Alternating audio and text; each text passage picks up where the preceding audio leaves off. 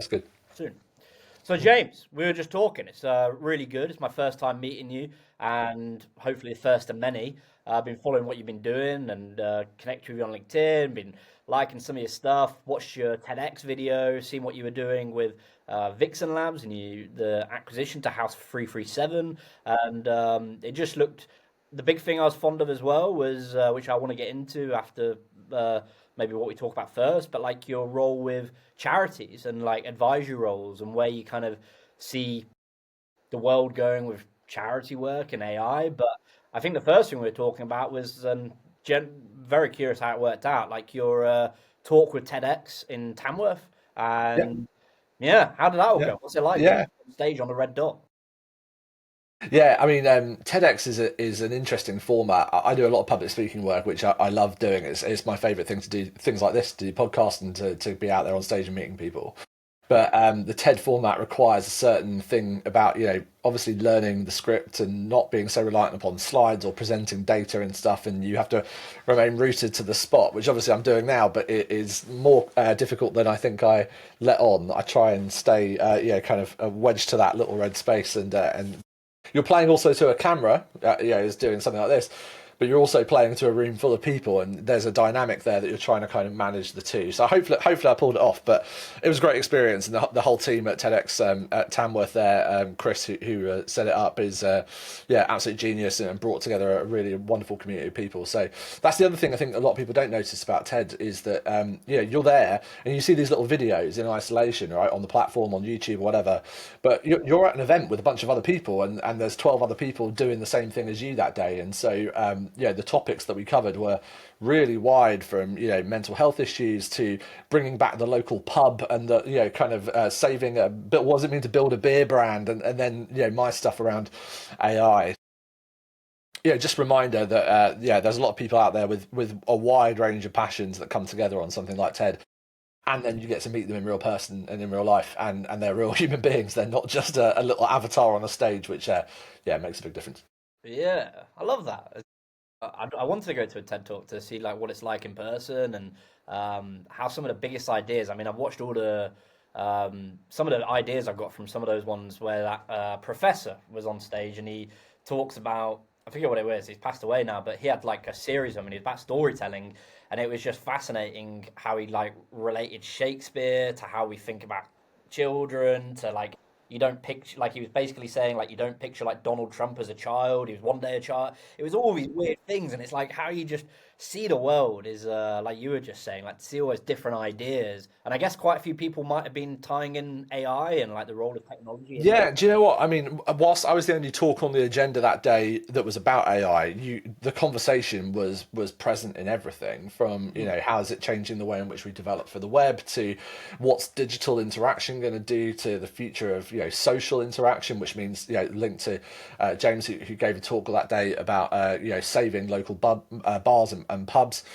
I think this is the thing, and why we're having this conversation is that artificial intelligence, yeah, it's a technology, obviously, but the thing that it's doing more than anything else is it's changing the way we think about work, the way we think about social life, education, even faith and spirituality. Like so many different parts of our kind of ecosystem are being affected by this tech in a way that really we've just never seen before, and hence why when you go out and talk, whether it's at something like TED or any one of these conferences that I go and do around the world, Mm. it's the first thing I get asked about. It's the first thing that people want to know about. And this is my like third or fourth tech revolution that I've kind of worked through. Originally, the early days of social, and then thinking about mobile and digital, kind of more broadly, and apps, and then into the voice technology space with things like Alexa and Google Assistant, and now we're in the kind of generative AI mode. And Yeah. I've never known people to be so fascinated in any one of these things until I'm working in this space. It seems to capture people's imagination and attention in a way that nothing else has. It's a wild time at the moment to see it. And how does that work? Like, or how do you see it with? You mentioned it with what you were doing with your previous company. I think it's what you advise in some roles, which you can tell me about. But like the whole power of voice and I guess like natural language and using these things, because I use tools, and to just give a bit of context when you're listening to yourself, James, like I use tools obviously like LLMs, like Perplexity. I've got a pro account. use various servers depending what model what I need to do. Like if I need image creation, which I'm testing out GPT 4.0 at the moment. Also, tools like Replit, Cursor, Yeah. VO, very good for developing, and that's all natural language. And it's that's kind of similar, or tell me if I'm wrong, but similar to voice because I can speak it in, and it's natural language at the end of the day. Yeah. Well, I mean, for those listening, I'm assuming a certain level of AI knowledge. You're in this podcast and you're probably fascinated by it. But the more people I go out and meet every day and talk to, I think I realize that there is still so much to learn. I spend 40, 50, 60 hours a week drenched in this stuff, and even I struggle to keep up. And I know you do too, Tom, from everything you're publishing. And I don't know about you, but I feel the pressure to try and stay on top of it, and I feel like I'm constantly scrabbling, right, to be on top of it. And that pace of change, I think, is the thing that is capturing people's attention because just when people begin to get comfortable with ChatGPT, for example, or Claude or Perplexity, suddenly there's another model, suddenly there's another capability, suddenly it can do something that it couldn't do before, and that then just people are just overwhelmed by the amount of changes and updates that are coming. So I think that kind of what I often call the AI anxiety, I think, is a very real thing because people are moving from this idea of fear of missing out. They don't want to lose out, right? They don't that FOMO factor. They want to stay on top of it. Yeah. And I talk about in that TED talk about the idea of moving to this FIGO, this fear of AI obsolescence, because the thing that people worry about is also, oh, I love using it, but I also don't want it to take away something from me, or a bit of my job, or my job entirely, or the way I interact with someone socially. So it's incredibly hard to keep up with. Yeah. As you said, I came from the voice technology space previously. So my last business, Vixen Labs, which we sold to an agency called House 337 in London about a year and a bit ago now, was focused entirely around voice technology. I'd spent 4 years at the Lego Group working with bricks and bits of plastic, thinking about how do we build experiences for kids to play with their Lego bricks and do things digitally. And from that, got really fascinated with voice technology and Alexa and Google Assistant and those types of tools. And so we entered into this kind of voice revolution at the time, but mad to think that Alexa's already 10 years old. It's been around for that long. Yeah. And it's a decade has just gone in a flash, and but we're entering this kind of new voice revolution now with the language models which can talk endlessly in so much detail to us, continue conversations, take on different characters and habits and characteristics, which obviously Alexa was never able to do because it was a one-shot back and forth text to speech, speech to text model. Now with large language models powering what will become obviously Alexa Plus in the US, which is their new Alexa experience, and we've seen now with Gemini and with ChatGPT and others. The voice mode seems to me is like ultimately the way we want to get things done. If you think like all commerce at some point in history was a conversation, right? You Yeah. would walk around a market and have a conversation with someone about something, and if you came to an agreement in that conversation, you completed a transaction. So that's where we've come from. The marketplace was just conversation. There was no UX and UI of a market trading stall other than maybe how they laid out the produce, right? Everything was done through the conversation you had with someone. And crucially, that conversation would be someone that you probably knew, right? Yeah. Most commerce for most of human history was done with people in very close proximity to you. Now we're getting back to some of that. We're getting back to being able to just have a natural language conversation, admittedly, not with a brand necessarily that exists down the road from us, but it feels like it's down the road from us now because these brands will become adaptive. They'll be able to mold and meld themselves to us because they'll know so much about us, which is actually not too dissimilar to the old marketplace, right? The blacksmith selling you the horseshoes. If he lived down the street from you, he probably knew you. He knew the kids. He knew how often you would come. He knew when was the last time he saw you because he only had 150 customers ever. In the digital world, that became almost impossible. But now with AI, we can get back to that. So that the next time Tom calls up the digital horseshoe company, well, they know when the last time you called, and they know what kind of what horse you've got and what the name it is and all that kind of stuff. So I think we're coming full circle, and I think that's exciting. But it also poses obviously lots of challenges as well. Yeah, well, I want to look at some of those challenges, but I want to ask you quickly. I'm a big fan of Lego. I've got some Lego. I'm a big fan of F1, so I've got like all the F1 cars in Well, Lego. here we go. For those watching rather than listening to us, which team are we? Are we McLaren I've or are got, we Mercedes? I've got currently McLaren and Aston Martin. Aston. Yeah, Yeah, I need a I've got an Aston and a Ferrari in the other room, mate. Don't worry. We support them all. well, I need a Ferrari now because of Hamilton, and I want a Mercedes because of obviously Hamilton being there last year and yeah, it's a good thing. But how is that? Because they've got like one of the best turnaround stories that I've only found out about in the past couple of years, and it was just like to me it was like a masterclass of how a company can really I don't know when you might know more than me, but it was quite a while ago, and they're obviously like on the verge of bankruptcy, and now they're one of the biggest companies, and I'm obsessed with them, and I don't know why. That's right. I'm like, Yeah, I mean, what pieces of these little bricks I'm holding yeah, two Duplo 2x2 bricks. Again, for those watching, these are just the bigger bricks that are twice the size as regular bricks for kids, for small kids. This brick is one of the most interesting parts of innovation that's ever come to any company. It's such a fascinating story of how Lego turned itself around. But that came long before the trouble that you're talking about in the kind of 90s when the brand was too diversified. They had started up too many different product lines. They had tried to do digital the first time around with video games and built them themselves, which ultimately wasn't the best way forward. And then they ultimately spun that back out and ran it with studios like Warner Brothers and Take Two and others. yeah, And the past 10 years, I think, has been absolutely fascinating in terms of the Lego story and how it's embraced the digital revolution. And it's really an unlikely story if you think about it, because a company like Lego, which makes and manufactures millions of these plastic bricks to incredible levels of tolerance, like half a micron, kind of accuracy in width of a brick to make sure it clicks together, to make sure it has that what we call the clutch power of the two bricks holding together, is an incredible thing.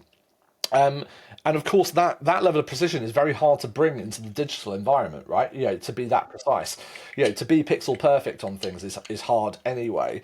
But also, the way that we build digital products is completely different to the way that you machine, kind of hard plastics over time. There's no molding machine that kind of gets injected a million times in. You're doing agile, rapid development, kind of sprint processes, all this stuff that we're used to in common parlance of the digital world.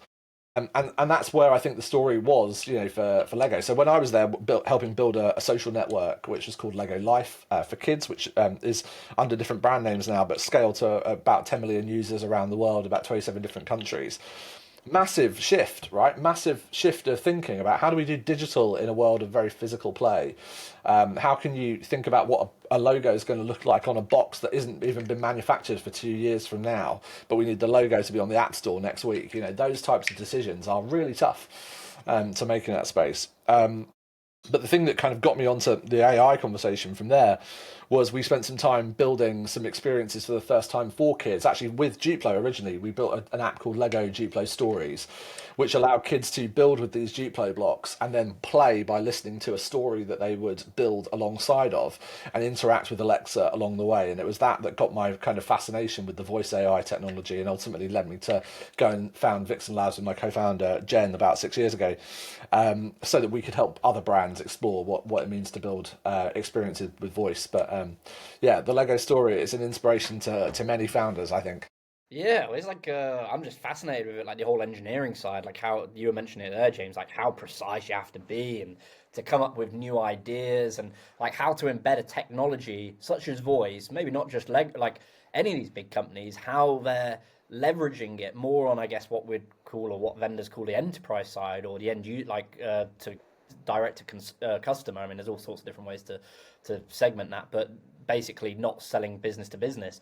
And it's fascinating to see what their use cases are, how they're translating, how they're using voice, like your suggestion or example with Alexa. Like now, I just talk to my car through Google, and I take it for granted. It's like a granted thing now. But you think like 5 years ago, it wouldn't get it right, it wouldn't do things, and now it's just so on the spot. Yeah. Well, and I think the thing that we now kind of get really fascinated by is that when you introduce the power of a large language model to these kind of voice interactions, Mm, is it goes from being that paradigm of talking to something and then you have to pause, you have to wait, you have to wait for a response. yeah. Unfortunately, the original Alexa applications didn't really kind of ever hit the success level I think they had potential for, due to that reason, because you were forcing a kind of way of talking onto the user that was unnatural. It's kind of like, if you go to Paris, this weekend and try and go order a cup of coffee in a cafe, you can probably get by if you've done GCSE or A level French, right? But you're having to layer on top of yourself a way of thinking, a way of talking that isn't your natural way of doing things. And of course, someone says something that's outside of your vocabulary, and all of a sudden the conversation falls over. And if you're in Paris, they probably look at you and go, "I'm just going to talk to you in English," because they know what they're doing. But that was what we were doing with voice technology before the language model came along. And now with LLMs, that disappears, right? Because you are actually talking the same language, because the model on the other side is interpreting what you're saying the same way that you're interpreting what the model is saying. I often say in the workshops that I run with companies, you've got a large language model running inside your head. It's just had different training.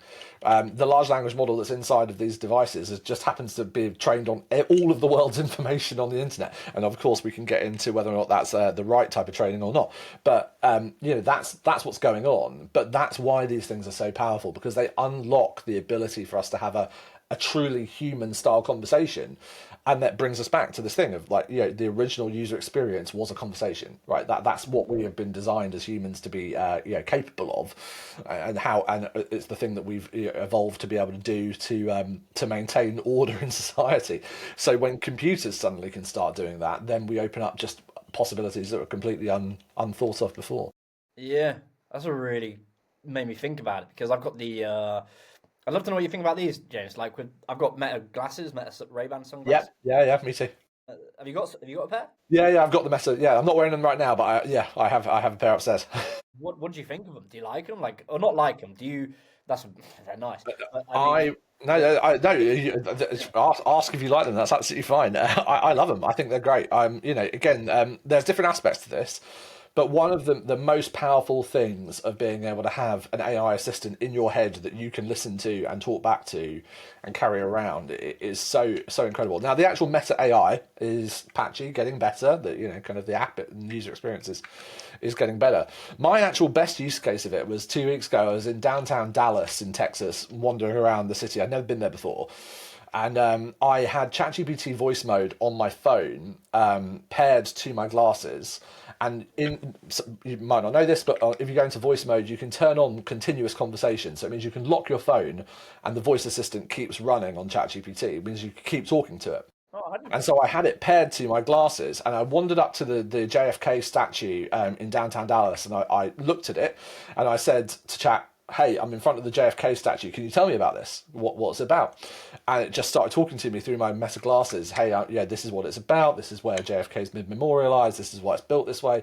I was like, "That's great. Can you find me 3 coffee shops near here that have the best coffee in downtown Dallas?" And it was like, "Yeah, here they are. And do you want me to navigate you to them?" And I said, "Yes, please take me to the first one." And I followed the instructions, and I got there, all without taking my phone out of my pocket, and also talking to an assistant inside my glasses, which I wasn't wearing headphones. I was aware of where I was. No one else could hear the sound around me. And I was just like, this is just amazing. This is the Jarvis moment that we were looking for, Yeah. from Iron Man. So I think when you begin to pair the technology with the hardware, which doesn't get talked enough, or not really in the AI space, the hardware is so important in this, right? If we're going to get this paradigm right. I do think glasses probably are one of the best paradigms that we have for it. Maybe but some of these AI pins that you've seen, like the Claude note-taking pin or the Humane pin, rest in peace. That was never going to get there. But these kind of wearable devices, I think, are also a massive unlock for us in terms of the future of where AI goes. Yeah, well, I've got a very similar view, because your point about and I can't use all the features over here. I've got Judi Dench on my one, and Right. I can use all the pictures and the things. But I've heard, I don't know what the number is, but it's like what 50, 60% of the features aren't available in the UK or the EU due to regulation. So I'm not sure. Like, but the point is, if you were in Paris, I'd be able to look at something, and I know this is what Meta uses on their ads. You can look at the Eiffel Tower, which is awesome to hear you did that in when you were in America. Like, to have Yeah. actual, it's crazy. Yeah, I mean, and that's using the ChatGPT experience, but you can now begin to do the thing of click the button and ask it to tell you what you're looking at Mm. and get that feedback. And I think again, this multimodality of these models is the thing that obviously unlocks that. Obviously you need cameras, you need microphones, you need speakers. but we've had that for some time. I was actually just going through my box of stuff, in the garage the other day, and I came across the original Amazon Echo frames, which are the predecessors to the Meta Ray-Bans, which didn't have a camera, but they did have Alexa in it and a speaker and headphone, things. But when you add that camera paradigm to it, in the same way that we've seen with GPT-4 models recently, with being able to upload images to them and be able to create images, again, you just get closer and closer to that kind of more human dynamic. Because again, coming back to the point about a conversation, if you're going to have a conversation down the phone, you kind of assume that no one's going to be able to see what you're talking about, right? And so you speak differently. But if you're having a conversation in person or over a video call, there's an assumption here that when I mention, PlayStation 5 controller and you don't know what one of those looks like, I can grab one and show it to you, and you kind of know what we're both talking about. That unlocks a different paradigm of conversation than one that is purely vocal.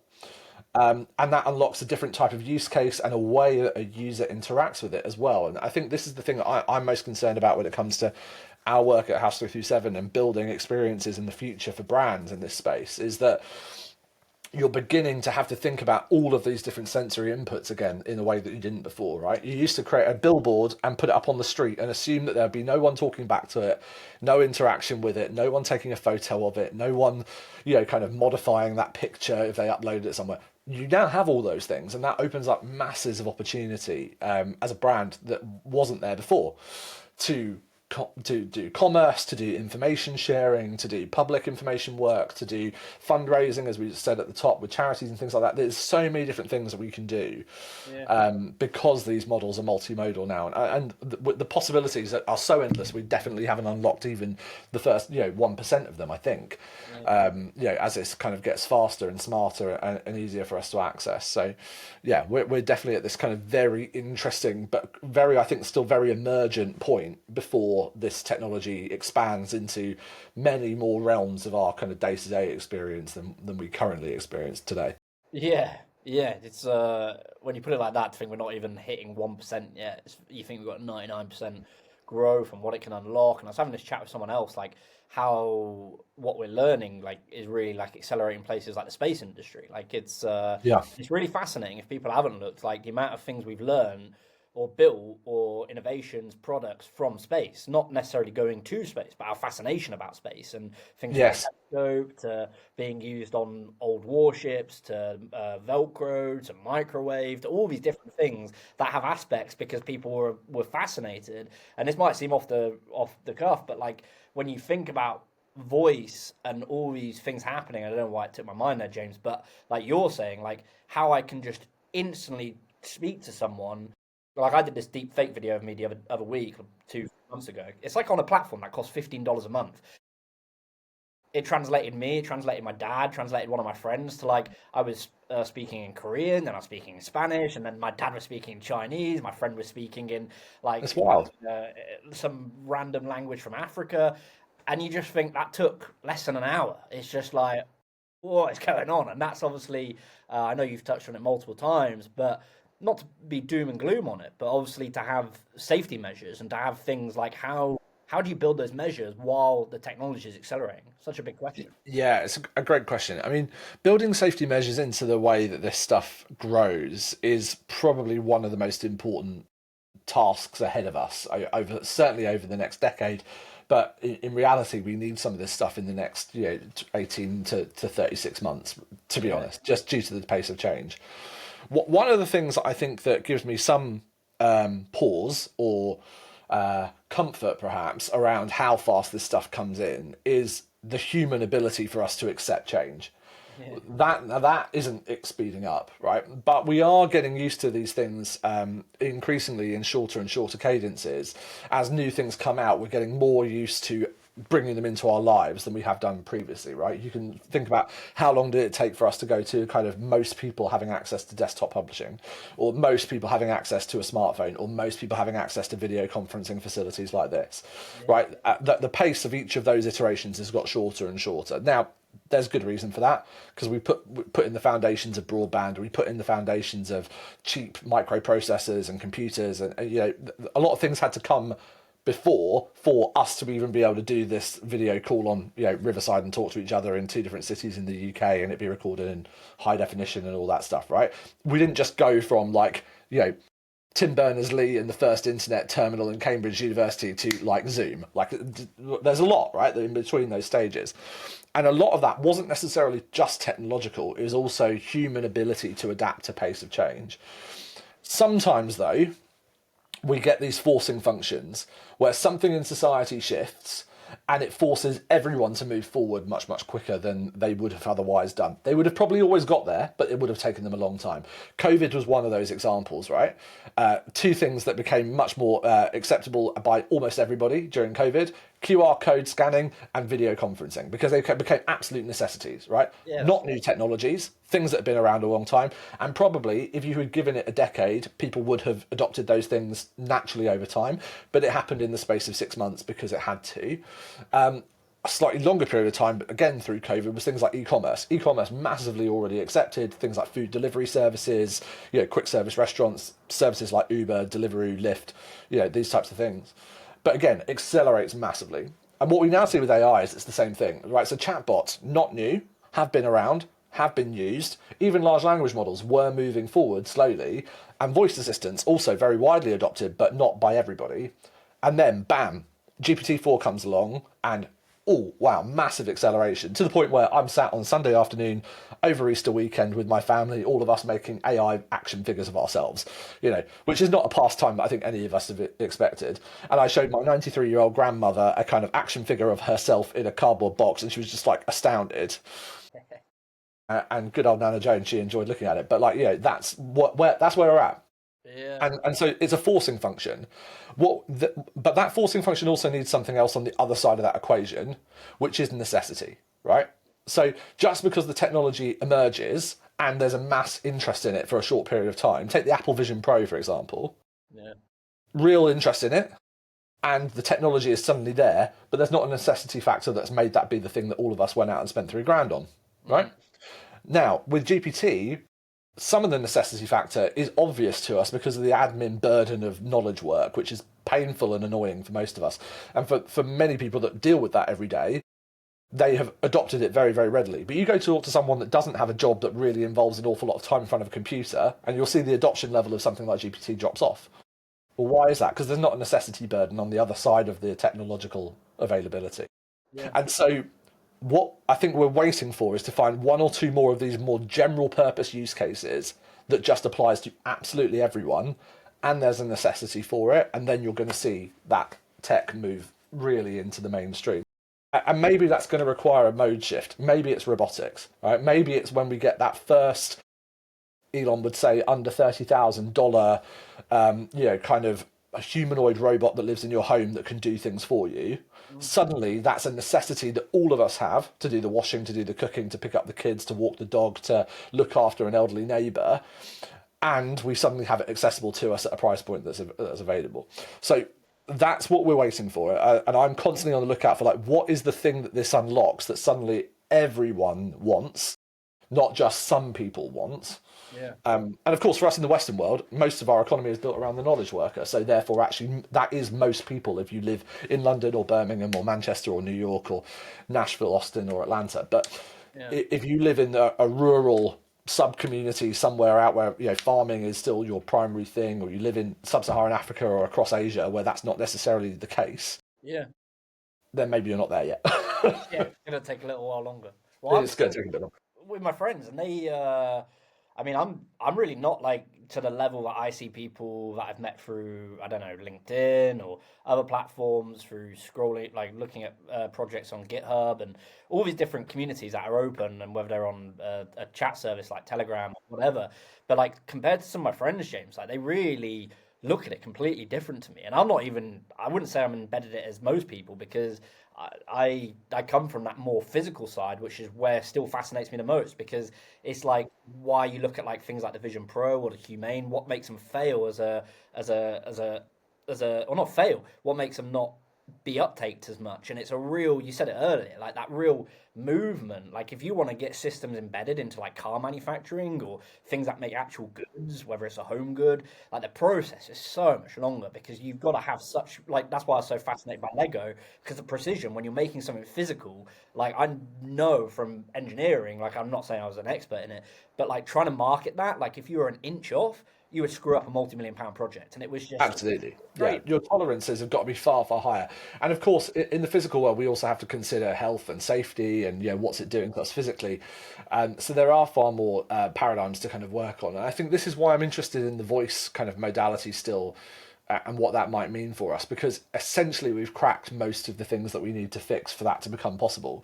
Our friends at Rain in New York are building a fantastic assistant that will work inside of the what would you call it, kind of surgery setting, so inside a kind of doctor's medical surgery, where it can control the environment and the doctor can leave notes and talk to it throughout an operation that may be lasting many, many hours, where they're scrubbed in and doing kind of literal surgery. Those types of scenarios suddenly unlock, because of voice technology, because we can talk to the thing rather than be chained to typing it or having to look at a screen necessarily. And there are many other scenarios like that, and that's where I think for a lot of the people that work in the built environment and work out in the field in some form, the voice technology suddenly becomes the thing that allows them to access AI, but also the power of technology, the internet, databases, and everything else in form factors that they can actually use in scenarios where otherwise it would be completely impractical to do so. Right? If you're driving a bus or up a crane or in the back of a lorry or dropping off stuff if you're a UPS parcel delivery person, accessing a computer is actually quite a pain in the butt to do. But Yeah. the minute that a voice technology can enable you to talk to a computer rather than have to look at one, suddenly those things become much more possible. And I think that's where AI also may become a democratizing technology for us, that many more people will be able to access it, not just because of the physical constraints, but also language constraints and also, kind of education. You don't have to teach people how to use a computer. You just have to teach them how to talk to a thing, which becomes much easier to do if most people have already had to do that to get on in life in some other form. But yeah. Well, I want to see. You've made me think about two things. I'll just tell you these two things quickly, and then I want to see what you think, like, because it relates to what you were saying about safety, or maybe more like the regulation part. And I think you might have seen this example. But the first thing is, like, I got sent the Google glasses, and I didn't think they were very good. But the use cases, they were much more commercial. Well, they got a long way to go. I'm not Google. I could never make them. So who am I to criticize? But the view on them was that the application was to use in Wendy's, so making burgers, and like I was like, it makes so much sense because something like that is very, and depending how someone learns, I forget what all the ways are, but like you hear, you watch, you read, like there's various different ways, like kinesthetic, all the ways you learn, and that is something where I'm very much the same. I can't do something, James, unless I'm shown how to do something. Can I struggle? Really struggle just listening to someone. I've got to do it. And the second thing is like how another use case I saw. So that was one side. The other one was this 18-year-old hacker, and you can type it in on X or YouTube or whatever. And he was like 18, 19. He was with his friends, and they got the Meta glasses. They hacked them, and it blew up on X. I remember reading all these comments, and I think big developers, which is a really good platform for development and coding and stuff. And he basically played a game of chess, James, and he had the model lined up, and he hadn't played chess before, and he played against someone that was like a semi-pro and Just beat him teaching him. because the model was telling him where to put the glasses through Incredible. vision. And it made me think. I was like, what are you going to do like casinos? Because people wear glasses literally to hide what I moves know. they make. And I get that worry every time I walk into kind of like a performance environment of some description, whether that's a cinema or wherever, and I'm wearing those glasses, and I'm like, hang on a minute, is someone going to stop me because these have got cameras in them? Places where you're not allowed to take photos. I mean, this is then comes the safety point, right? So there's I talk about this in my TED talk, and regularly out on the circuit about what do we need to do to make this a safer thing, yeah, because we do. There are things that absolutely we need to do. And some of them are already in progress, but probably could go further. At a macro level, we need to be regulating the technology companies themselves that make these models, right? They need to have some form of accountability to what they're producing, whether that's hardware or software. So whether that's Meta, and maybe we have to enforce the fact that there has to be a kind of indicator light on those glasses every time they're activated, which obviously they've put on themselves, but that's not been imposed by anybody, other than Meta themselves. They've just seen that that's a design language thing they need to do. Or in the large language model case, it needs to be the regulation of speech and what those models are allowed to produce or not produce. And obviously, different parts of the world will have different views on what that looks like. But then we also need regulations in context, right? So there's regulations at the macro level, then there's regulations in context. So what are the contexts? Well, let's take advertising as a context. That's the land that I spend most of my time in thinking about marketing and advertising. Is it okay for us to generate images of a celebrity for pitch work? Or is it okay for us to create images of a celebrity for commercial work with or without their permission? Now, for the commercial work, absolutely need their permission. It's going to go out there in the world if it's their likeness, I would argue. But what about for pitch work? Well, I still have to put the same images into the models or use models that already have seen those images of them, and they may not have given consent for that.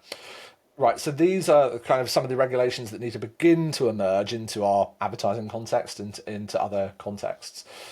You could see similar use cases come up in things like health. Is it okay for you or I to go and clone the voice, our voices, and then use those voices to encourage an elderly family member to take medication with or without our offer? Right, and so the use cases go on and on, but we need regulation inside of specific domains with real experts who can think through the ethical paradigm of each of these different domains. But then the third thing we need, and I think this is the thing that I talk about in the TED talk about the seatbelt problem, is that we also need to take personal accountability for it, right? You can put seatbelts in planes and trains and automobiles, and you can put regulations in place about how fast those cars are allowed to go, or what direction a plane is allowed to take off in, or what height it can fly at. But none of that stuff makes you put the seatbelt on in those situations. That's down to you choosing to do it in your car, Uber reminding you to do it in the back of a taxi, or the safety instruction video when you sit down in an aircraft seat, right? Is they tell you put your seatbelt on and the seatbelt sign goes on. What that looks like for us as individuals with AI is actually taking personal accountability of, have I turned on or off model training inside of ChatGPT? Am I uploading some data that I shouldn't be uploading? Am I trying to do something that maybe is nefarious in terms of cloning an image of somebody or cheating on a test result? Right? These are the things that we as individuals are in control of, and we should be in control of, because if we suddenly had all of that stuff restricted on us, then these models wouldn't be that powerful. And so that's the thing that I'm most concerned about, is that we need better language, better education, more courses and teaching, probably through the education system in the longer term, but certainly in the short term, coming from central government, from industry, and from other places, workplaces, to teach people this is what's okay and this is what's not okay, and then it's on you to actually do something about it, because otherwise we are going to be kind of swimming upstream on a lot of this stuff for a long time.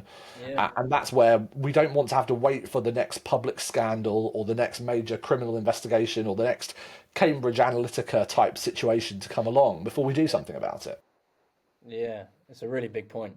It's obviously that whole area around Cambridge Analytica is quite interesting because there's more and more data coming in, especially with like what people want to do about IP law and all those things. I don't fully understand that. I mean, I've only seen it at that headline level, so I couldn't really comment. But the idea, and I don't know what you think about this, but like my dad runs a retail business, right? And when internet first came around, he lives in a little town, Stourbridge, and it's a good shop. And when internet first came about, he had shop, and he was one of the first companies that he knew of, like most people that went on the internet and started selling. And neighbours and like other shop owners in the high street, which now has big places like Waitrose, Cafe Nero, and Starbucks, and all these places, McDonald's, whatever, came telling him, "Don't go on the internet." And it was like, now everyone's on the internet, and it's Yeah, came through with calculators, like schools. And I have a real good passion point about this because I wasn't very good at school, James, because I don't feel A, I wasn't that interested, but B, I don't think I got the, which is a hard thing to do, and I've got the most respect for teachers and yeah, sure. teachers. But like that whole story around the calculator, was it in like mid 1980s? Like schools didn't want to adopt them, and it's kind of the same thing with ChatGPT. And I'm like, you're gonna have the same situation. It's like I'm not saying ChatGPT is the way. I'm not saying those models are the way, but there's got to be some leverage because otherwise you're just as soon as they're out the hot gates at 16, they're gonna have all these tools just flooded to them and no digital. Exactly. Yeah. Yeah, and I think so. Let's talk about kind of what does this mean for kind of kids and education in particular, because I think that is an area that people are really nervous about, passionate about. worried about. I'm sure you, like many others, have been following the work of Jonathan Haidt and thinking about things like the anxious generation and this whole pushback on smartphones in schools. And I think it's trying to find a very, very delicate balance between having kids who and young people and those going through college and university who know how to use these tools to get maximum productivity and efficiency benefit out of them so that they can be equipped for the modern workplace, right? Like that's one side. Yeah. And then the flip side is, protecting them from the harms that are naturally and plainly evident that could come their way, right? And that's not just about addiction. Of course, that's one of those things, but it is about things like protecting their privacy and their rights in the future. Yeah. They're protecting their own personal data, and also guarding them from some of the kind of the difficult social things that could come about from access to AI. Like if you take platforms like Replicate and others that have clearly created the ability for you to have things like virtual boyfriends and girlfriends or mentors or friends. We are not equipping teachers right now to have those discussions with kids about whether or not that's okay, and if it's okay, what does that look like? Let alone, what to do about when I often have this context when I speak in churches a lot and with kind of Christian ministries, and when I go and talk to them about their youth workers, like, are your youth workers equipped to help a young person who comes to them and says, "I've fallen in love with a chatbot. What do I do?" Like it seems somewhat ludicrous to us. It seems science fictiony if you've watched Her or you've watched any of these kind of movies where that stuff is depicted. But we are seeing the real time evolution of that technology that makes that a very real problem. And we've seen cases, sadly, particularly in the US, but other places around the world, where those who maybe are suffering from autism or on the spectrum or in some way, and those who are just kind of fragile in mental health, be deeply affected by these things, and suicides and other things have occurred, and it's already happening, and that's before the technology gets good enough to be basically imperceptible between a human and a robot talking to them. So yeah, these are some of the kind of harms that we need to protect for, let alone the addictive qualities of some of the tools that people are already using, whether it comes to social media or others that already are highly addictive, and then you add an AI that can learn that person's individual taste and profile beyond even their own knowledge of what they're into. I mean, I'm Yeah. often surprised by like the TikTok algorithm seems to know my preferences and interests more than I do, which is concerning. Give that to a 14-year-old and like good luck, like it's incredibly difficult. So Uh, we've got to get this conversation into schools, particularly about kind of how AI is going to change the way this works, on a social level, and then also on an academic level in terms of what does it mean, to teach kids memory and recall and how to form an argument and how to respond to people in a difficult situation. Like these are core skills that yeah. people still need to learn, and we need to give them forums to be able to do that. And ironically, that probably means a lot of time also without the technology around, because that's where they'll learn it, which Yeah. is the balancing act. Well, it's like us as well, isn't it? Like Yeah. conferences and stuff, and really meeting people. I'm fortunate that I love to meet people, and I can really put aside whatever I think to the like. I don't use Instagram in a week. I have to delete it off my phone, and it's interesting because the more you don't use it, the more you don't miss it. And you're like, I don't really miss that shit because I'm just comparing myself. I do it as an adult, and you just think. God knows what that is if it's in my nieces and nephews' hands. And I think movements like Australia, they Mm, banned it for under 16s or under yeah. 15s. I Yeah. can't remember the age. And I think things like that are very healthy. And I think, I don't know, like obviously it's got caveats to it, but I think, I really do think things like that, you have to remember you're in a real world. You're not in a simulation. We're not all sat with headsets on. And I find myself in it. I can sit at a screen for 8 hours. I'm like, Tom, pick up the phone, speak to someone, check in on a friend, go for a walk, do something that isn't try and apply it to the real world. So it's Yeah, and I just think we're going to see more of that. And I think, again, coming back to kind of my world and within the brand space and within the technology space, we are going to see, I think, pressure on brands and pressure on the technology companies to acknowledge this, because there is a movement, coming. I'm a big advocate for the smartphone free school initiative that's running in the UK at the moment. The team behind that are friends and are doing amazing work to kind of make this case known. And I think what I would like to see is that we don't have to have the same discussion in a decade's time about how we missed the ball when it came to AI's impact on young people and kids in particular. That's something we have to get out in front of. We need to learn the lessons from social media. We need to learn the lessons from the early stages of the internet. And we've got the opportunity to shape this stuff now, but it has to be done now. Like we can't wait 3, 6, 9 years to kind of get it right. So trying to kind of take a more positive approach and look, obviously for the huge benefits, because unlike social media, which obviously you can argue has had massive benefits in connecting people around the world and democratizing access to media, and there are various other things, I think AI has way more potential benefits than social media or even maybe the smartphone. If you think about the long-term implications of it for solving the climate crisis or mental health issues or kind of mapping the human genome, there are so many things that we will see AI be one of the root solutions to for some of the world's biggest problems. And so we don't want to kind of stifle that innovation or shut it down in that sense, but we need to see the benefits of it. I think anyone that's read this AI 2027 paper that came out a few weeks ago, as we record, from kind of a number of the folks at ex OpenAI writers, will show that we are probably very, very close to some of this kind of super intelligence that we need to protect for. And even if they're wrong by what, 5 years, 10 years, like that's still not very long away, right? Like I've said just a minute ago, we're 10 years on from the invent of Alexa, and that feels like yesterday. Yeah.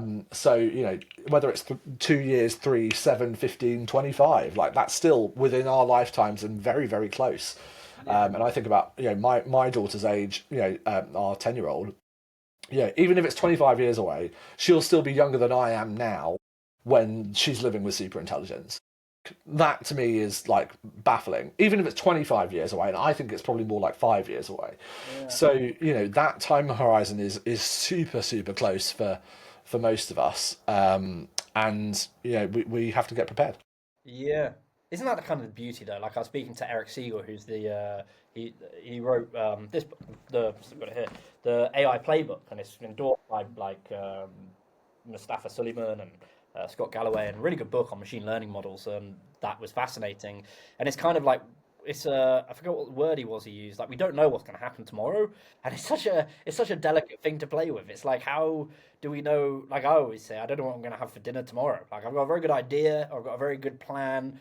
Doesn't mean it's going to happen. And it's like when you apply that principle to technology and to where things are going. And I'd be really interested, like what you're doing with your workshops, like how you can. I don't know if this is the right question, but how you do that, James. Like how do you get them to plan and prepare at the same time, like problems you can't see, but are likely going to develop, if that makes sense. Like, Yeah, absolutely. No, it's a good question. So one of the exercises we run in the workshops is an adaptation of a McKinsey model called the Three Horizons. And the Three Horizons was a thing that McKinsey developed, which helped businesses kind of plan for how they were going to do their innovation over the next, kind of what they call like now, next, and future, with a kind of 5-year time horizon. yeah, And I basically thrown out the window of 5 years. I think that's too hard to predict where we're going to be in 5 years at the current rate of change. But like maybe 2 to 3 years is more achievable. yeah, And so what we've began doing in some of these workshops is if you were to assume all of the types of predictions that we see in these documents, like the AI 2027 prediction, let's just assume that they are right, even 50% right. Okay. 2 years out from now, how does that make the world look? And you begin to kind of plot out what does your world look like in 2 years. Just not saying it's going to, but let's just assume that they're right about these things, even close. Then you have to start planning for a very different version of the future than you're currently living in. One where there's abundant technology access, where we've got super intelligent coders, where there's almost no point writing software anymore in any real form, yeah, and where we are very quickly heading in the direction of robotics getting a lot smarter.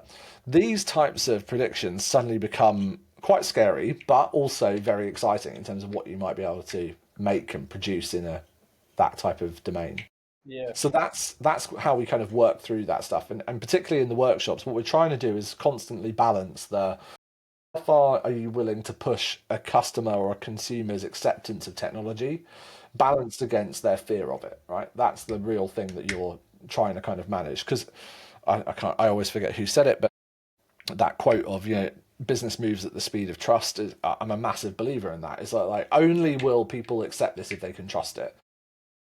And so, how do you build safe, trusted AI that supports flourishing, kind of standards for humans? Like that is something we have to kind of layer in. And so, what we try and build is a model of what does the next 6 weeks look like? Because actually, what you used to think could take 6 months probably can be built in 6 weeks, Yeah, right? And what you used to think would take 6 years can probably be built in 6 months. yeah, And so, when you start taking that for horizon and start shortening it down to that length, then you start thinking about how do you build teams in a very different way. You don't have the time horizon to hire loads and loads of people. You work with the people you already have. You don't have time to, kind of think about loads of ways of working and processes. You have to kind of model after the future version of things that you want. And so, yeah, that's kind of how we begin to try and apply that in practice. Because if you start planning innovation cycles with much shorter time horizons, then it forces you to get a lot of often the busy work that comes into doing things out of the way, and gets people to think about, well, okay, if a startup was going to do this, how would they do it in 6 months? yeah, And you get people all the time saying, "Oh, well, I'd love to work like, think like a startup." And it's like, okay, well, don't think like one then. It's not that hard. You would just take away a lot of the restrictions that you've imposed on yourself, and yeah, then you say, "Well, how do we remove those restrictions?" And you say, "Well, what would it look like if AI did some of that work instead of me doing it?" yeah. Because we have to assume that the AI will be capable of that in the next 2 years. And so that's how I'm trying to get people to begin to think about what does this work look like in the medium term. Well, it's a good way of looking at it because it's a question I have James asked a lot, and I'm not someone that implements tech. I'm not someone that builds tech at the moment. I'm looking at starting another company in the I don't know, in some form of machine learning based model, but that's not the focus because I'd have to go hire people to help me with that. But the idea of getting people to use a product, to feed the data back, to understand it better than what they might be able to understand it, which is essentially machine learning. But the basis of how people come to me and say, how do I use this AI, or what I need to use AI in my business, and I'm like, well, similar to what you said, or how I've interpreted it is, don't think about what tool, what vendor, what stack you need to use. Think about a problem you've got in front of you, and how do you want to solve it? Like, how do you want to do it? And it's probably whether that's voice, whether that's a chatbot, whether that's a better data storage management or better, whatever it is. Like you can apply a tool to, or you can go buy off a vendor that will be able to just plug it in. And I think that's where the word tech debt comes from, because people go and hire and buy and put all these procurements. They don't need half of it. So No, no. And I think, as we begin to think about kind of where does this go for the average person, if you think about, I don't know, I can walk around any office that I would say in the square mile, or around the city of Birmingham, or wherever else you want to go, and if you just go look at the amount of people that have got Microsoft Excel or kind of PowerPoint running on their desktops. yeah, And if you were to quiz them for even longer than 5 minutes about how many different pieces of functionality in those softwares they actually use yeah, versus what they think they use, I think the number would be 5 to 10% probably at most. Because we've all got access to these tools, and most people make shockingly bad slide decks and what poorly written documents, and no one knows how to make a pivot table. And it's like that stuff is in front of us, right? So yeah, just imagine what it would look like if people were using even more than 10% of the capability of something like a Chat GPT, or kind of Claude or Perplexity. Like that's kind of where we're at, and I think we're still in the dial-up stages of this. We're still on the kind of the 56K modem version, or maybe we're just beginning to move into kind of early stage of broadband, but we're not a gigabit fiber at all. yeah, And so that's I think we are. I mean, crikey, like we're on what, version 19 of iOS? It's like, and that's not even changed that much since it originally kind of came out. We are going to see so much change in the near term. And all I care about really is that people get the maximum possible effectiveness and utility out of it, whilst protecting human sanctity, like whilst looking after one another, whilst making sure that it's done ethically. Like if we can find that balance, then this is going to be an amazing opportunity for us. If we get that out of kilter even a bit, the possibilities of not just like global annihilation, which I don't think is highly likely, but of serious harms is really possible. And so yeah, we've got to find that delicate balance, and we've got to build that into not just the what we make, like the outputs, which yeah, is great. We can make AI images and videos and everything else, but it's really about the how we make it. that matters, and the how we make it is all down to the who is making it, and that's about the people, and we've got to get people able to leverage this technology, but also look after themselves in the best way possible.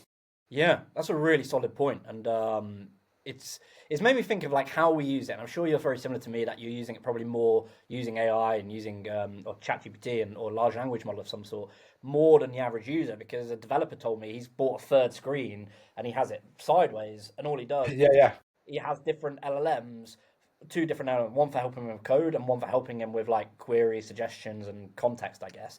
And you think, how long does it take for other people to adopt it? Because it took me a while. I wasn't using ChatGPT straight away at the end of 2022. It took me a long time through 2023 and 2024. Now I use it extensively, Perplexity extensively, and I guess like because I want to be respectful of your time, James, but yeah, how yeah. you see those kind of models, that adoption rate, and you were kind of touching on it earlier, and I don't know why, but I'm thinking of like how you see it with like charities and see it with Mm. like bettering people and bettering things. How, I guess, how do you get that adoption? Because it usually happens in ways you can't see, and then all of a sudden Yeah, it's there. It's like, oh, I've it's got this everywhere. Yeah. option, and then you're like, I can't do without it. It's like, how did I get to this point? Well, so I think two things are going to happen in that, and maybe to kind of like end on some practical points for people. Um, One is, if you don't know what you're doing with these models, then it's easier than ever to go and find out how to work with them, which is ask them. Load up ChatGPT and say, how do I work with you? How do I prompt you better? Like, improve this prompt is like my three hacked words. Like, if you've got an idea for a prompt, before writing it into ChatGPT, just ask it to improve the prompt first and then ask it. Like, that's such an easy thing for people to do. So one is knowing how to use the tools, and I often like a kind of analogy of a bit like a toolbox. I've got a toolbox in the garage over there, and if I have the right tools for the right task, I'm going to be much more effective, right? So that's one thing. It's like knowing what these tools can do, knowing how to use them. But if that toolbox is disorganized and I don't know where the right tool is, like then it's going to slow me down. So like be organized, like get subscriptions to these things, get them up on your desktop, load up the desktop apps, have them open and running on a third screen. Really, really useful.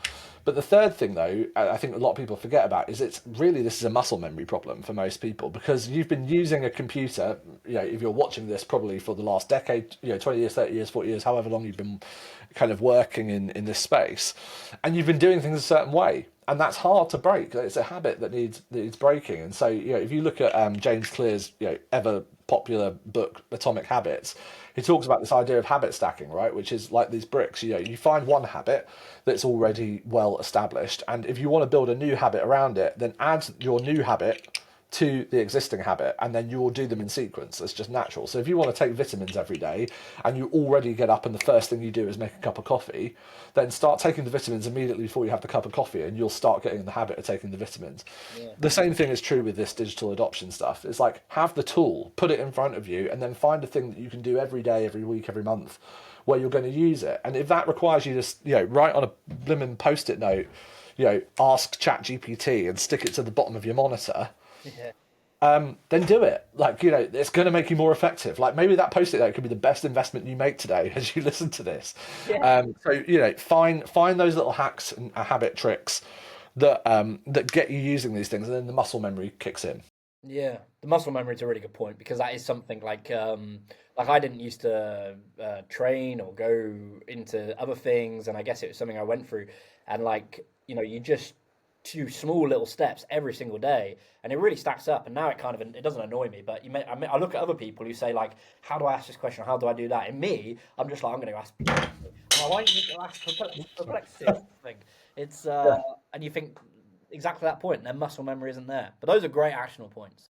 And I guess final question, like, what's your kind of hope through 2025, or what's your, I don't know, like, what do you think with all the work you're doing, advisory work, your workshops, what's the kind of hope that people, or the aim for people to understand or to learn by the end of this year? I guess I'm not using the right word, but to get out No, of. no, I think that's good. I mean, my hope for 2025, because this stuff is going to continue to get smarter and faster all the time, it is more that we begin to get people to be really practical about where AI is going to add value or where it's just going to get in the way. You don't have to do everything with AI. It shouldn't be just the target of doing everything with AI. The target should be, as you said earlier, the problem that needs to be solved.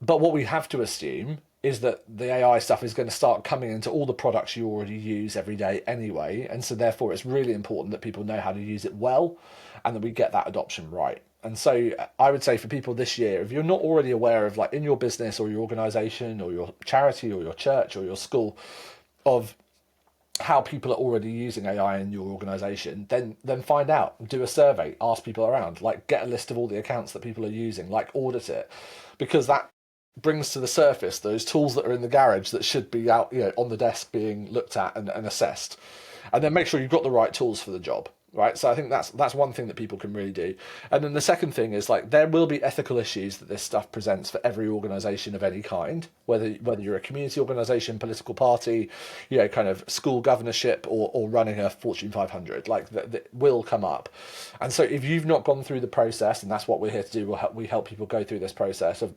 assessing the ethical risks that are presented by AI for your teams, and map those out and then articulate them in some form of strategy document or some form of policy. That is, I think, one of the strongest things you can do to be ahead of the coming change that's going to kind of come down the way. So that when those use cases arrive that make you go, I'm not sure whether or not this is the right thing for us to be doing, you've got a set of rules in place that you can benchmark that against, rather than making it up as you go along. Yeah. And so that's the second thing that I think people can do, as they kind of think about what to do in this year, as this stuff begins to kind of become more embedded into everything we do. Yeah, well said. Way to end it. And where can you mentioned there people can come grab your workshops and work for you, or get your advice. Where can they go for that? Yeah. So if you want to work with us for commercial work with for brands, then you can head to house337.com and you'll find information there about our AI services, our AI Accelerator program, which helps brands and businesses go through this process. And if you want to work with me personally or have me speak at one of your events or come and talk, then just go to jamesporter.co.uk and you'll find all the information there. Top man. Really appreciate it, James. Really fun conversation. Really made me Thanks, think Tom. about different things. And yeah, I'm hoping to do it again with you soon. And like we said earlier, meet you in person at a conference. Yeah, I'm sure we will. I'm sure Nice. we'll love it. Thanks, Tom. Appreciate it. Thank you.